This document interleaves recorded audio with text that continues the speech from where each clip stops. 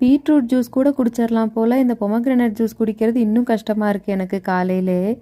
இன்றைக்கி என் husband leave. சரி ஏதாவது சமைச்சு தரியா, நான்வெஜ் எடுத்துகிட்டு வரேன்னு சொன்னாங்க. சரின்னு சொன்னேன். கடைசியில் பார்த்தா ஆட்டு ஈரல், காடை, சுவரொட்டின்னு சொல்லி அத்தனையும் வாங்கிட்டு வந்து வச்சுட்டாங்க.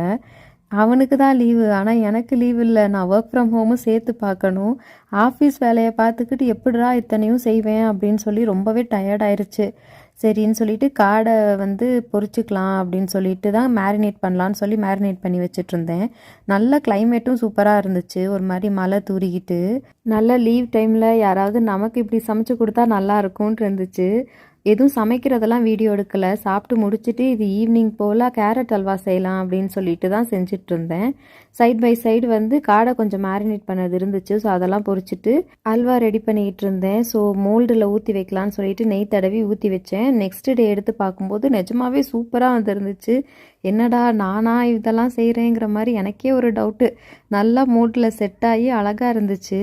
ஸோ அதை கட் பண்ணி சாப்பிட்லான்னு பார்த்தா கொஞ்சம் ஒரு மாதிரி ஜெல்லி மாதிரி இருந்தது. பட் அல்வா டேஸ்ட்டு நிஜமாலே நல்லா இருந்துச்சு. கேஷ்யூ மட்டும் கொஞ்சம் கம்மியாக போட்டுட்டேன். இன்னும் நிறையா போட்டிருந்தேன்னா இன்னும் நல்லாயிருக்கும் அப்படிங்கிற மாதிரி இருந்துச்சு.